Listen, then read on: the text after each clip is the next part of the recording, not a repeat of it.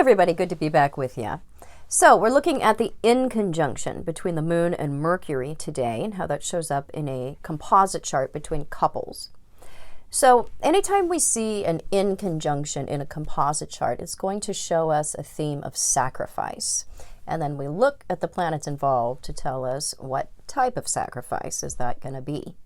And it's typically also going to be one of the partners that's making more of those sacrifices than the other. Sometimes it can be an even split, but that's not typical. Usually it's going to be one person that's the giver and the other one that's doing more of the accepting or the taking. So when we have this in conjunction, it's very minor. It's showing that one of the partners, again, it can be an even split. Both of us are usually going to be engaging in it, but the weight of it is more towards one of the partners. We're going to have to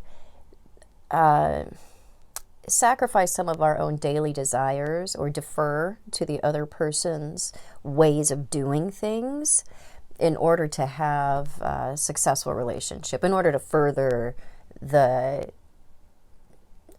usually the goals or the ambitions. It can be career or work ambitions of the person who is sort of embodying the Mercury archetype there.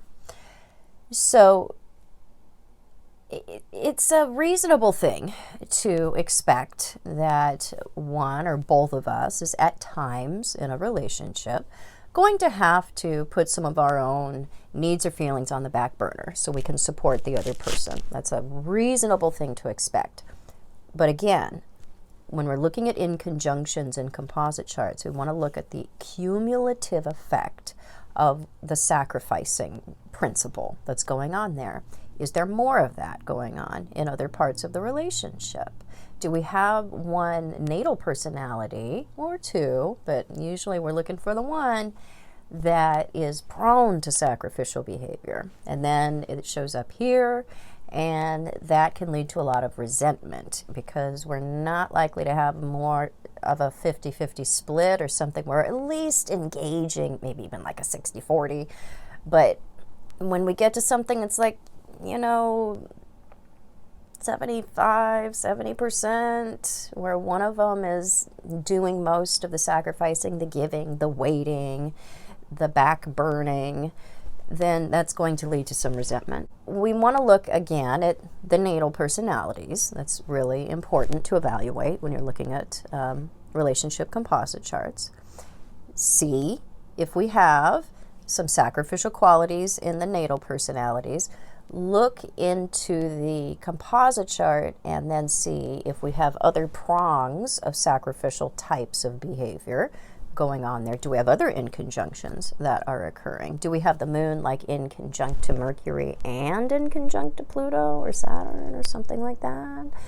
Then we're gonna be in a situation where there's likely to be a chronic sense of dissatisfaction that is more likely to infect one partner's view of the relationship. It can be both of us if we're both, engaging, but usually if we're doing that 50-50 split or at least a 60-40 or maybe even a little higher, we're not going to have that sense of always being the giver.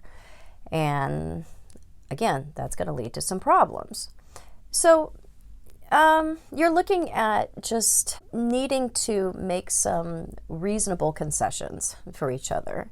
And hopefully both of us are giving in that way to each other.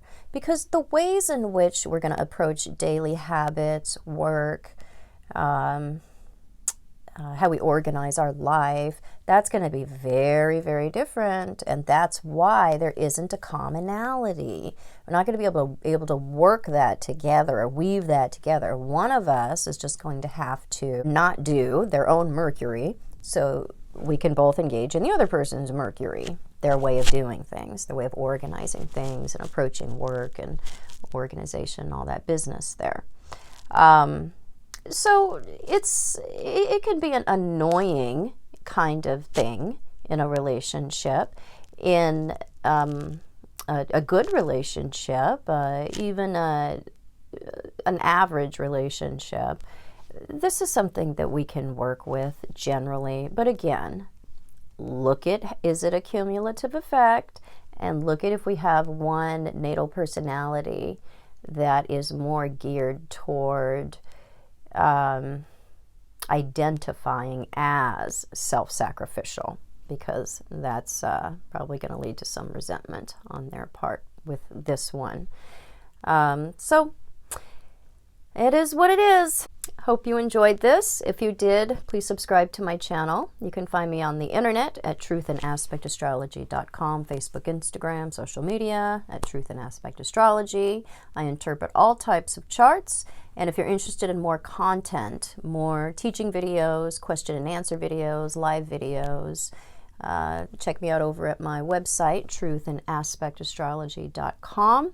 Got all kinds of exclusive content over there, and I'll be back super soon. Bye-bye.